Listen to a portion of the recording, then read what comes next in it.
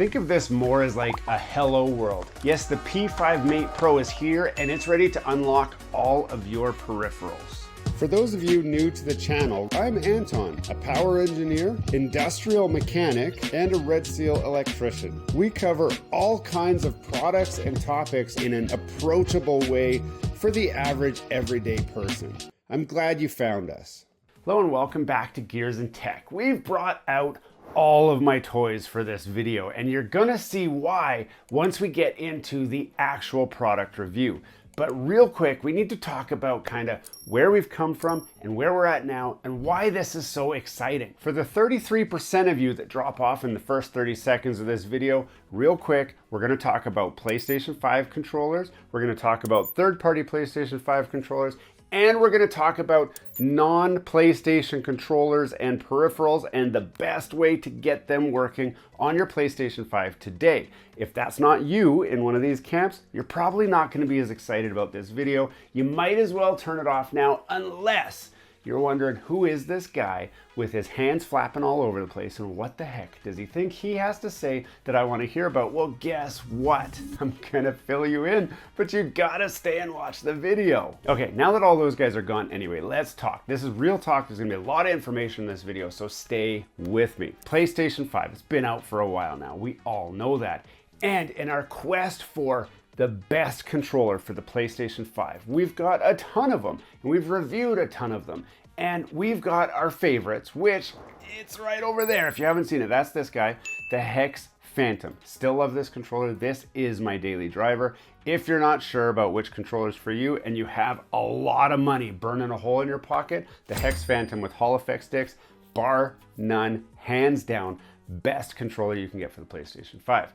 But for the rest of us, we're stuck with first-party controllers. The Sony DualSense controller, the DualSense Edge controller, or modified variants of that. So that includes your Battle Beaver, that includes your Scuff controller, and all of the other guys. Yes, every controller pretty much starts out life as a PlayStation 5 controller, and that unlocks all of your PlayStation 5 features on your PlayStation 5 games. There are some outliers, and those would be the Wolverine Pro. Now, it's important that we understand that the Wolverine Pro exists because we're going to talk about it really quickly in the very short future. But there's also this weird space in the middle. This is where your QRD controller fits in. It's also where our Zero wireless controller fits in, where they do special trickery to convince the PlayStation 5 that it is a legit controller and it allows it to work. These are some great budget options, but there are still a ton of us who have our favorite controllers and we'd love to use our favorite controllers on the PlayStation 5. But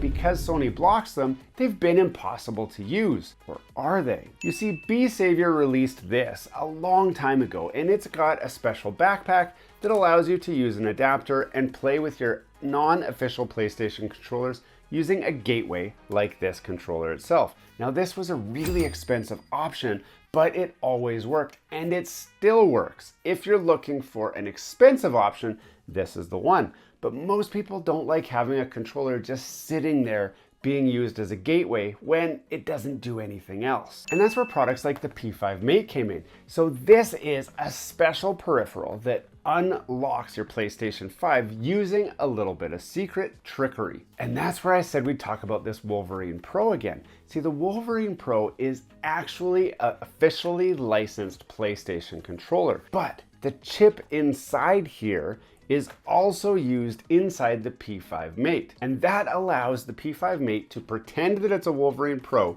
when connected to your PlayStation 5. And then you can connect all of these peripherals to the PlayStation 5 using the P5Mate as the gateway. Now, there's a couple downsides to this. The first one is a lot of people said, well, that's great until they block the P5Mate, which has not happened yet because they're using an official licensed chip. But it did not allow vibration pass-through. It also does not have Bluetooth connectivity. So all of these devices had to be connected using wired connections, which creates a really big tangled mess around your PlayStation 5. And that's where the PlayStation 5 P5Mate Pro comes in. It has a sleek new design, not really, but sleek new features. And today I want to walk through what those features are. Now, many of you have watched this far and you've said, Anton, hook it up. I'm not actually gonna hook it up. I'm sorry. We're so far into this video already, we just have time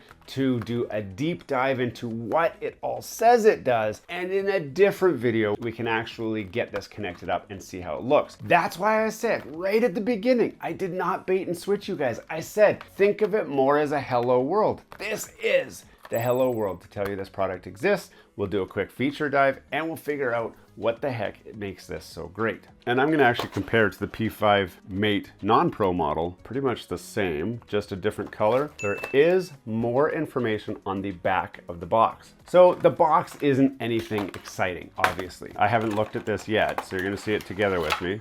We've got a card that has the P5Mate Pro manual. That's cool. It's got a QR code, which you can scan and check that out. I have not checked it out. In traditional Gears and Tech fashion, I'm not gonna read the manual. I'm gonna just give this a try in that other video. It's got a USB cord and another USB cord. This one's actually interesting because it also comes with this USB-A to USB-C adapter, which the other one did not come with. It came with a USB-A to USB-A cord and it created some confusion. So we will test these cables just to see if they do what I hope they did and that they used the feedback that I provided last time. I'll tell you why actually when we get a little bit farther in here. They're both USB-A to USB-C cords, which is great. And we've got the unit itself, which is right here. Oh, interesting. So they've added little plastic peels to cover up the USB port, which also, okay. I don't want to peel this off yet because I got to show you guys this. This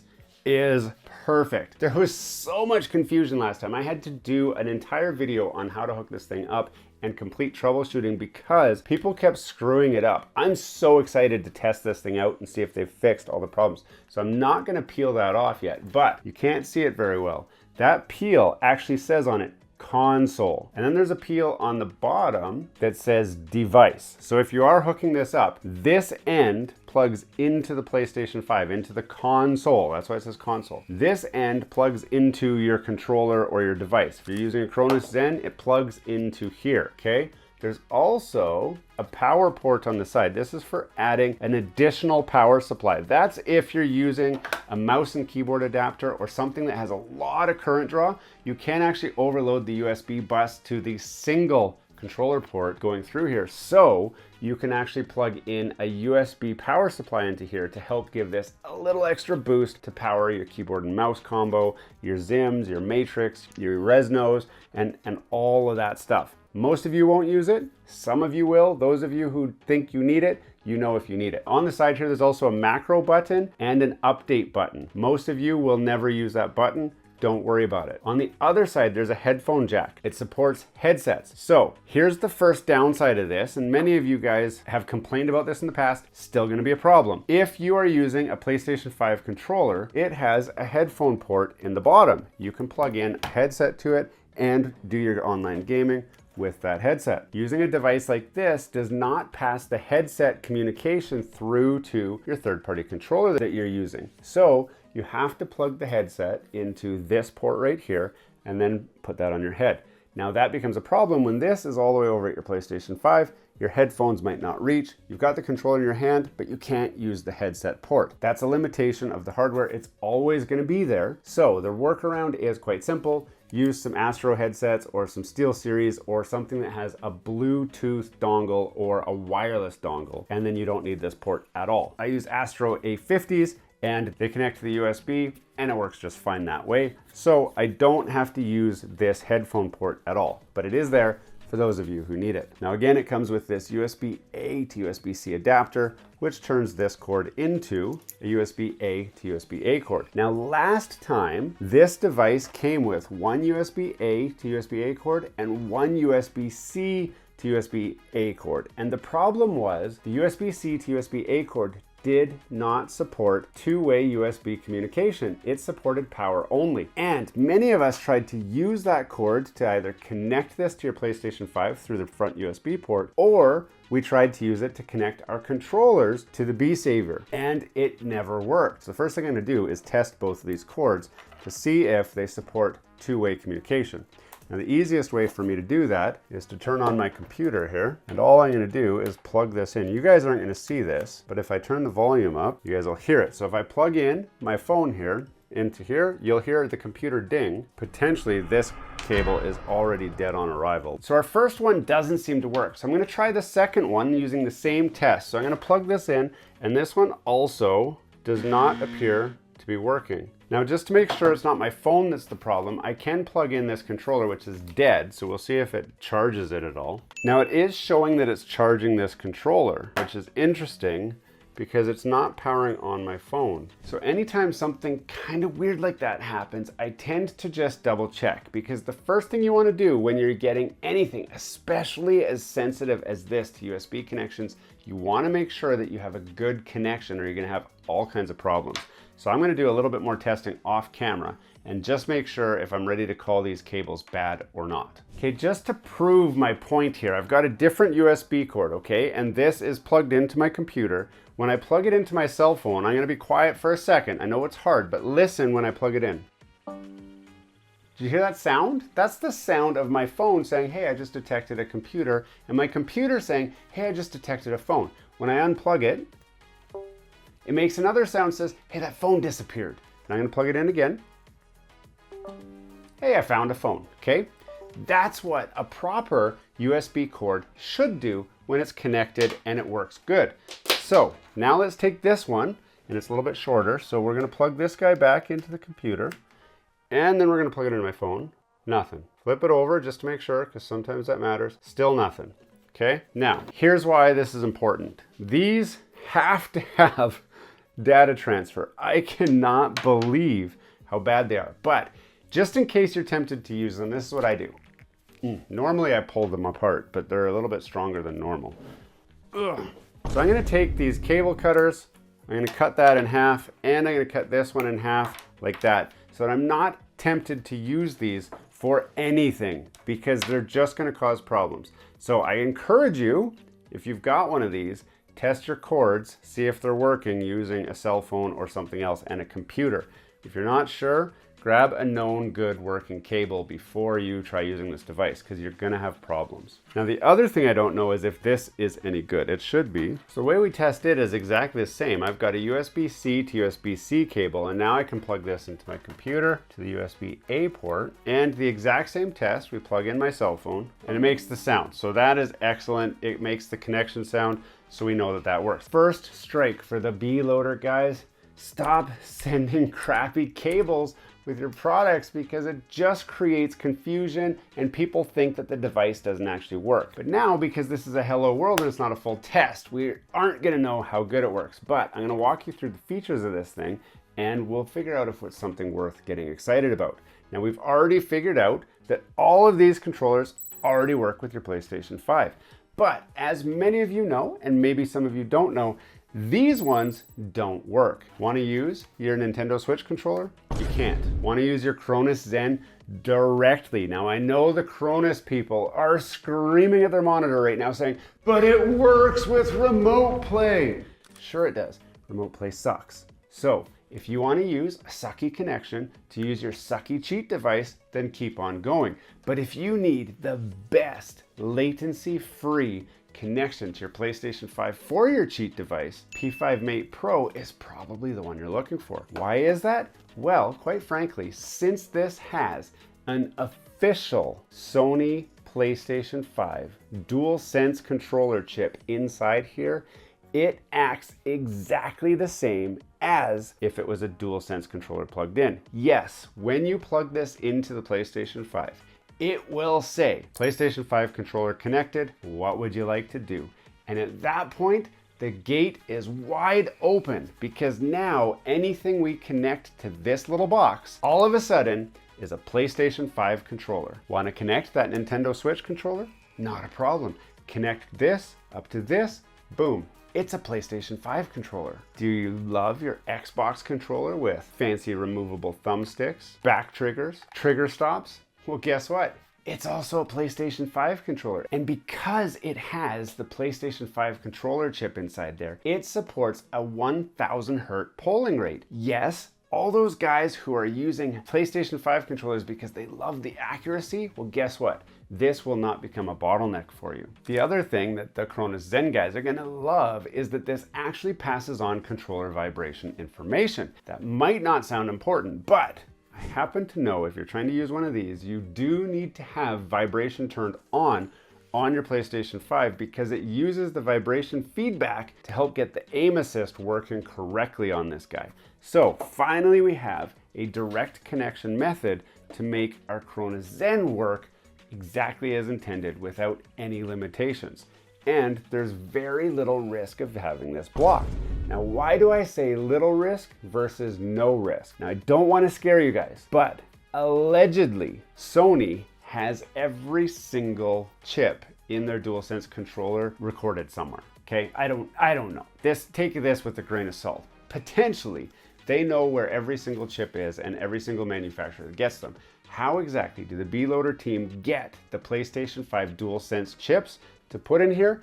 I do not know, but they got them and they've got them in here. And so for that reason, this system has no way of knowing if this is a regular DualSense controller or a gateway device that's unlocking all these other controllers. Now I know a lot of you guys are saying, but I play games like Death Stranding and it needs a touchpad. Well, you could use your PlayStation 4 controller with this and the touchpad would work. But if you're using your Xbox controller that does not have a touchpad, it actually has touchpad emulation. Yes, you can push this little button right here. And if you push this button and a D-pad direction, it will be the same as pushing the touchpad down. So it's the same as a touchpad push. Okay. If you need to do a different action like a touchpad swipe or move around, you simply hold this down and then move the analog stick and it's the same as having a finger on the touchpad. It is all emulated within here. It's passed through this guy and the PlayStation thinks that nothing is wrong. So you have full support. The only thing you don't have is this headphone jack. It's not going to work. You have to plug into the headphone jack here or use a USB headphone of some sort. Okay. Astro A50s, my personal pick. Now, if you do want to grab one of yours, I will put a link in the description where you can grab it. The best place to get it is directly from the Besavior website. It's mostly because they're shipping in waves and they're going to ship from their website first. So if you found a different retailer who's selling it, and you might have found some already, they're not getting the first wave. They're not getting the second wave. Besavior is selling all of their stock before any stock goes anywhere else. So this is the best place to get it. Link in the description.